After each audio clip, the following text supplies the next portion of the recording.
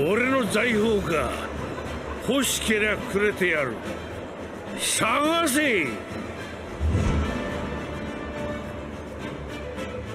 この世のすべてをそこに置いてきた。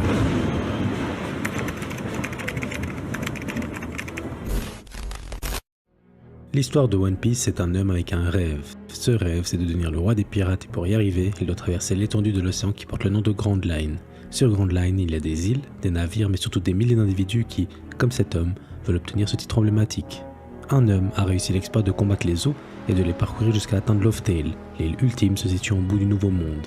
Cet homme, c'est Goldie Roger, le précédent roi des pirates.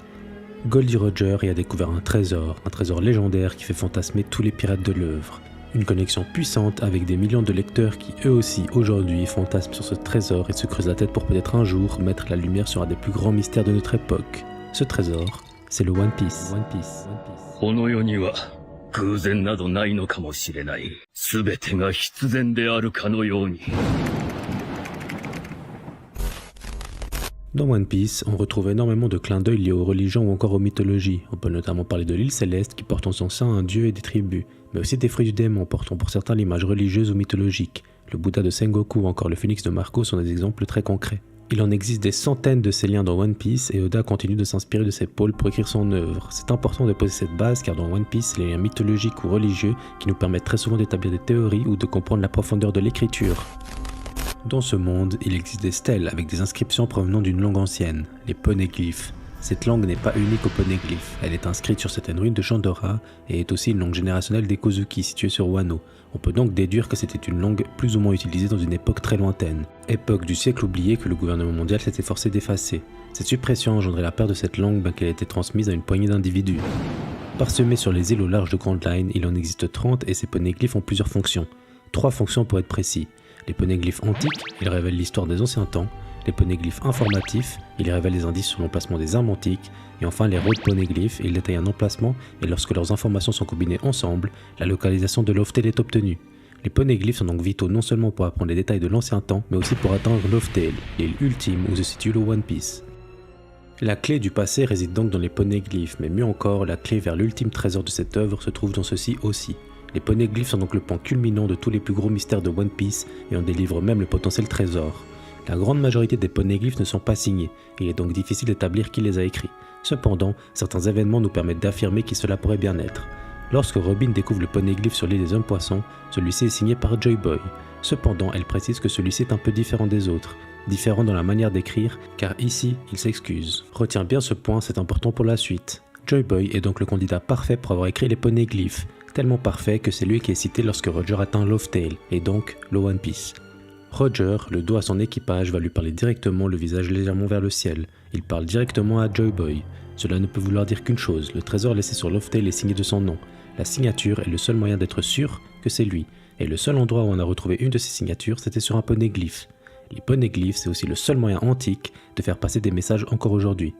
Dans l'histoire des religions, très régulièrement il existe des prophètes. La définition d'un prophète est qu'il est inspiré par un ou plusieurs dieux, une volonté divine qui lui permet de prédire l'avenir et de révéler la vérité. Souvent, dans la réalité ou la fiction, les prophètes annoncent le futur ou l'écrivent. Ils finissent toujours par trouver un moyen de faire passer ce savoir divin. On raconte même parfois que les prophètes n'ont pas vraiment le choix, la volonté ou force divine les pousse à écrire encore et encore. Joy Boy était le prophète de l'histoire de One Piece. 最後の島に着いたあの日、俺たちは世界のすべてを知った。Joy Boy a donc écrit le passé et son présent sur des poneglyphes indestructibles qu'elle laissait dans les royaumes du monde entier. Selon lui, tout le monde a le droit d'avoir accès à ces informations. C'est pour ça qu'il a fait le choix de les laisser dans le monde et que le gouvernement n'y fait rien. Ce qui est fait, d'autant plus que le passé est derrière et rien ne pourra être changé.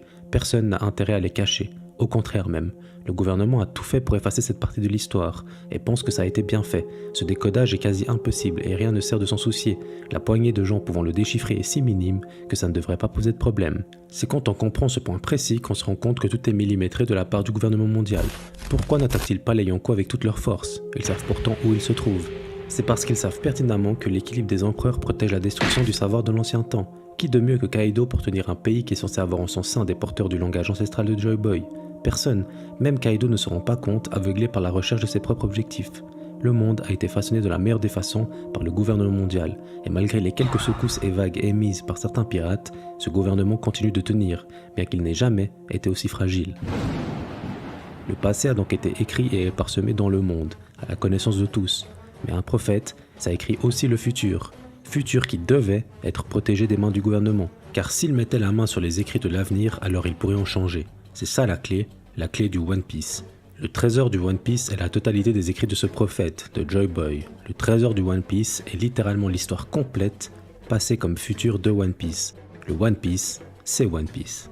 Le passé comme le futur, Joy Boy a tout écrit et tout est scellé sur des poneglyphes au sein de Laugh Tale, en attendant l'élu qui saura et qui devra, comme les écrits le montreront, libérer le monde. C'est pour ça qu'avant d'aller sur Laugh Tale, Roger fait le tour des héros de poneglyphes mais aussi des poneglyphes. Il est primordial de lire une histoire dans son entièreté, pas vrai? Voilà pourquoi Roger et son équipage rigolent, car ils lisent leur histoire, lisent leurs arrivées, ils découvrent le destin et le lient à toutes leurs aventures. À travers ses écrits, ils redécouvrent l'aventure d'une vie. L'aventure qu'Oda a si bien nommée comme celle du rire. Oda veut que les gens rient. Je te le demande, après l'adrénaline d'avoir atteint un objectif de vie, regardant derrière toi, ne rigolerais-tu pas jusqu'à en pleurer de nostalgie comme précise l'équipage de Roger? C'est ça les valeurs qu'Oda veut faire passer et c'est pourquoi ça fait autant de sens lorsque tu y penses. Le fait que Roger parle à Joy Boy directement prouve que le trésor porte sa signature et il n'existe que ces stèles qui se conservent aussi longtemps. C'est forcément des poneglyphes. Roger dit mot pour mot: Joy Boy, tu as laissé un incroyable trésor, c'est une drôle d'histoire. Ça veut littéralement dire ce que ça veut dire. Joy Boy a laissé un incroyable trésor, une drôle d'histoire. Le trésor est la drôle histoire de One Piece. Roger enchaîne et se tourne vers son équipage, et s'il nommait l'île où personne ne s'est rendu en 800 ans, Laugh Tale. Laugh Tale se traduit par conte de rire. C'est une preuve supplémentaire car comme dit précédemment, Oda considère One Piece comme le conte de rire. Cette phrase cache en réalité une autre preuve. Comment Roger peut être sûr que personne n'a atteint Laugh Tale en 800 ans? Parce que c'est écrit sur la prophétie, sur les poneglyphes qu'il vient de lire. Comment Joy Boy aurait pu être sûr que personne n'atteindrait Laugh Tale en 800 ans? Parce que la force divine le lui a fait écrire comme tel. Il est bel et bien le prophète de l'histoire de One Piece. Je ne pense pas qu'il ait signé les poneglyphes de la prophétie. Exactement comme ceux racontant le passé ne sont pas signés non plus. Ce n'est pas lui le créateur de cette histoire et du destin de One Piece et il ne peut donc pas le signer de sa signature. Par contre, il a dû laisser une stèle à la manière de celle sur l'île des hommes poissons, qui je te rappelle est un peu différente selon Robin, pour se présenter et partager ses ressentis. Il l'a évidemment signé, c'est comme ça que Roger a pu savoir à qui s'adresser lorsqu'il est arrivé sur Laugh Tale. Les mots de Robin sont forts de sens, car comme dit précédemment, un prophète écrit l'histoire, l'avenir malgré lui. Là où le poneglyphe sur l'île des hommes poissons et celui qui est signé sur Laugh Tale sont bel et bien écrits de sa main, de sa conscience. C'est ça qui fait qu'ils sont légèrement différents, et c'est ça qui permet à Roger de savoir à qui s'adresser, c'est ça qui permet à Roger de savoir qui a écrit la prophétie. Joy Boy. Allons encore plus loin et parlons du légendaire discours qui cite le trésor du One Piece, les mots de Barbe Blanche. Il commence par dire que celui qu'attend Roger n'est pas Barbe Noire. Comment peut-il en être sûr? Probablement car Roger lui a raconté l'histoire du monde, l'histoire du passé, mais aussi du futur. C'est pour ça qu'il dit Roger et non pas Joy Boy, car pour lui, ce n'est pas à travers Joy Boy qu'il a appris la vérité, mais bien à travers Roger. Connaissant Barbe Noire, il sait qu'il n'est pas celui décrit dans ce conte. Il enchaîne en disant que la volonté des uns et des autres descend des anciens temps, marquant encore une fois qu'il en sait beaucoup. Il continue et annonce que dans le futur, quelqu'un apparaîtra et portant l'histoire du monde, mettra au défi le monde actuel. Il précise même que le gouvernement mondial a peur des événements qui découleront de la découverte du One Piece. Il finit en affirmant que quelqu'un trouvera le One Piece, aucune hésitation. Là où il a pu poser certaines interrogations dans son discours sur notamment la guerre que ça provoquera, aucun doute sur le fait que quelqu'un trouvera le One Piece ou que Barbe Noire n'est pas celui qui l'atteindra. Il termine avec la validation que le One Piece existe bel et bien. One Piece wa jitsuzai suru. Non seulement ça résonne en tous ceux qui doutaient à travers le globe, mais ça renforce la peur chez le gouvernement mondial qui pensait peut-être que Roger avait menti ou qu'il avait bluffé. La puissance de ce texte est hors norme. Au-delà de ça, il prouve tout ce que j'ai pu t'annoncer précédemment.